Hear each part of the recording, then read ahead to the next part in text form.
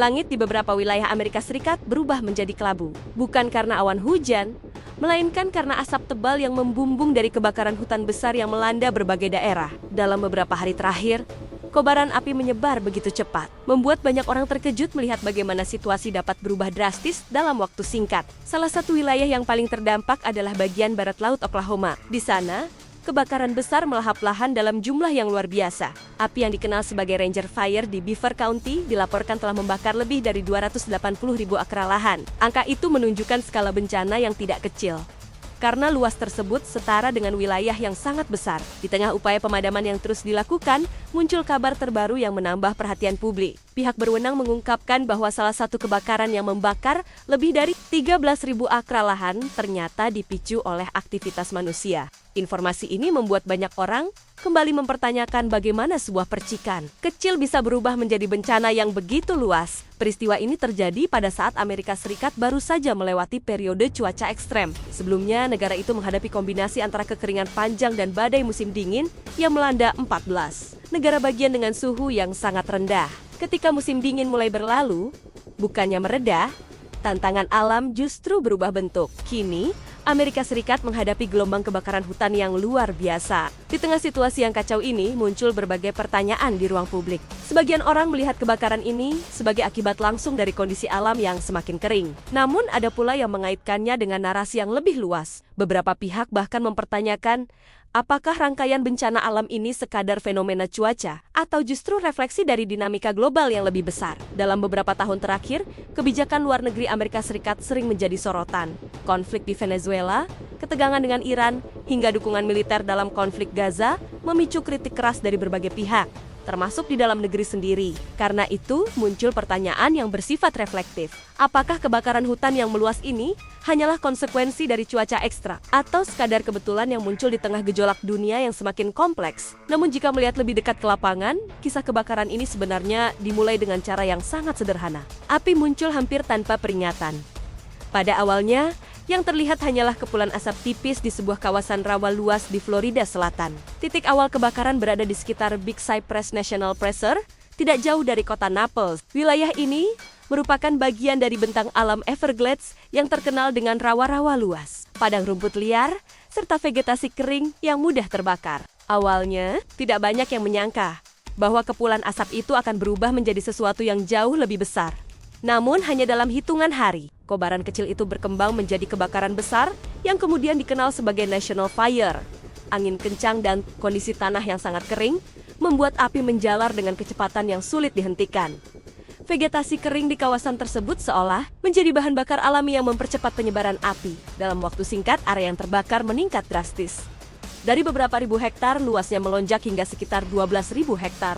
Jika dibayangkan dalam ukuran yang lebih familiar, luas itu setara dengan sekitar 33.000 lapangan sepak bola yang berubah menjadi bara. Asap pekat naik tinggi ke udara, kemudian terbawa angin menyelimuti langit Florida Selatan dengan kabut abu-abu. Dampaknya langsung terasa pada jalur transportasi utama negara bagian itu, Interstate 75.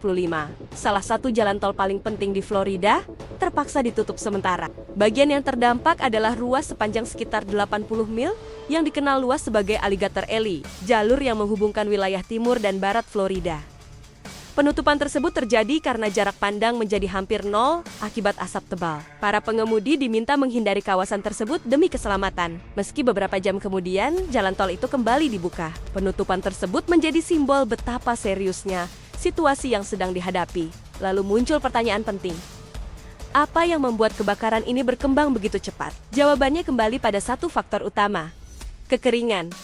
Menurut laporan US Drought Monitor, sekitar 98% wilayah Florida sedang mengalami kekeringan dalam berbagai tingkat. Bahkan lebih dari 67% wilayah masuk kategori severe drought atau kekeringan parah. Ini merupakan kondisi yang disebut sebagai salah satu yang terburuk dalam sekitar 25 tahun terakhir. Situasi ini tidak terjadi secara tiba-tiba. Sejak musim badai tahun 2025 yang hampir tidak membawa hujan signifikan, tanah di Florida perlahan kehilangan cadangan airnya. Biasanya, badai tropis memang membawa kerusakan, tetapi juga membawa curah hujan yang besar yang membantu menjaga keseimbangan kelembaban tanah. Namun tahun lalu, hujan besar itu tidak datang. Musim gugur dan musim dingin yang seharusnya memberikan jeda juga tetap berlangsung kering. Akibatnya, vegetasi di banyak wilayah berubah menjadi bahan bakar alami.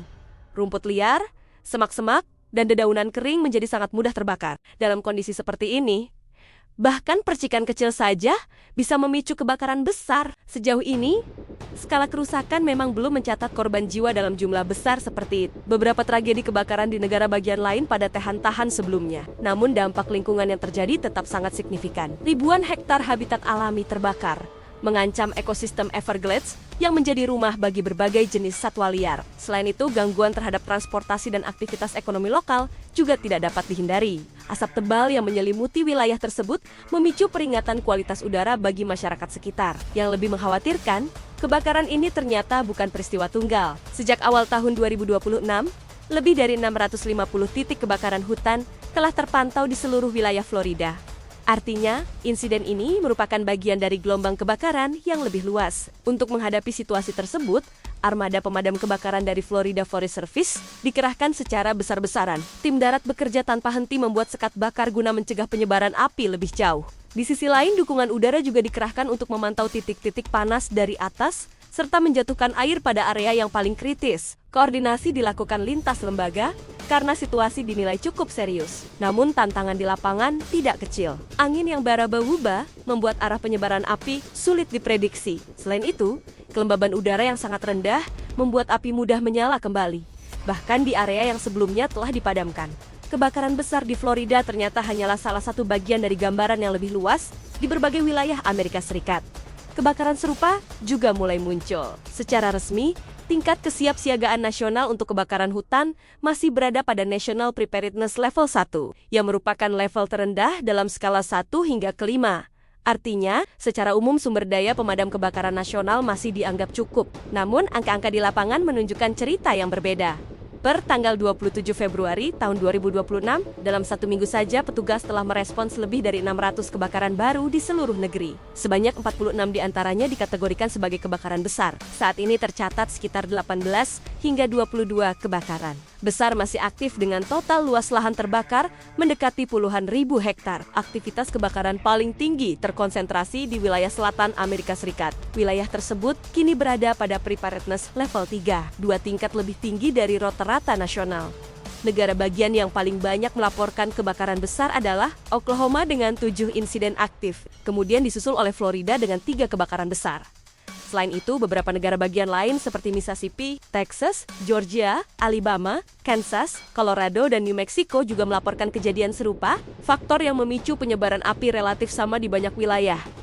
Angin kencang, vegetasi kering, serta suhu yang lebih hangat dari pola musim dingin normal, menciptakan kondisi yang sangat mudah terbakar. Jika dilihat dari skala nasional, angka kebakaran tahun ini memang mencolok. Hingga akhir Februari tahun 2026, Amerika Serikat telah mencatat hampir 8.000 kebakaran hutan, dengan total area terbakar yang jauh lebih luas dibandingkan periode yang sama tahun sebelumnya.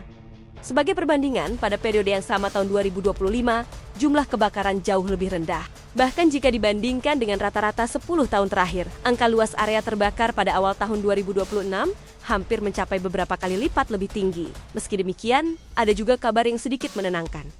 Puluhan kebakaran besar berhasil dipadamkan atau setidaknya berhasil dikendalikan sebelum meluas lebih jauh. Tim pemadam kebakaran di berbagai negara bagian dinilai masih cukup efektif dalam melakukan initial attack, yaitu penanganan cepat pada fase awal kebakaran sebelum api membesar. Banyak titik api berhasil dikendalikan dalam periode operasional pertama berkat koordinasi yang baik antara berbagai lembaga, dukungan udara, serta mobilisasi cepat tim darat. Namun kondisi cuaca tetap menjadi faktor penentu di wilayah Tenggara dan Florida. Cuaca hangat, kering, dan berangin terus meningkatkan potensi kebakaran.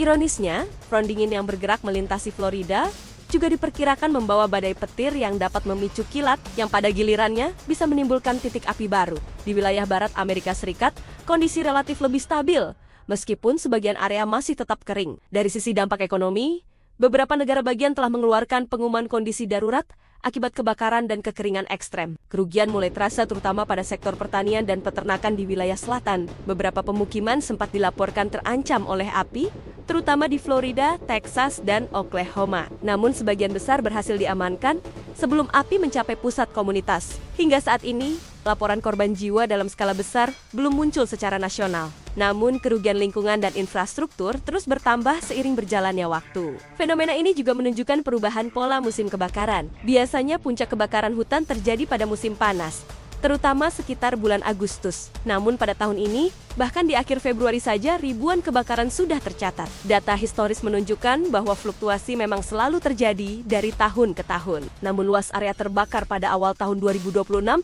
menjadi salah satu yang tertinggi dibandingkan periode yang sama pada banyak tahun sebelumnya. Berbagai narasi kemudian muncul untuk menjelaskan peristiwa ini. Sebagian orang melihatnya sebagai bencana alam biasa, sebagian lainnya mengaitkannya dengan krisis iklim global yang semakin nyata. Secara ilmiah, penjelasan paling rasional tetap berada pada kombinasi faktor alam, kekeringan panjang, angin kencang, serta vegetasi yang sangat kering. Kombinasi faktor tersebut menciptakan kondisi yang sangat mudah memicu kebakaran. Bagaimana perkembangan situasi ke depan akan sangat bergantung pada cuaca. Jika hujan mulai turun secara konsisten, risiko kebakaran bisa berkurang. Namun jika kekeringan terus berlanjut, maka kemungkinan munculnya titik-titik api baru tetap akan ada. Dan itu berarti musim kebakaran tahun ini mungkin masih akan berlangsung lebih lama dari yang diperkirakan.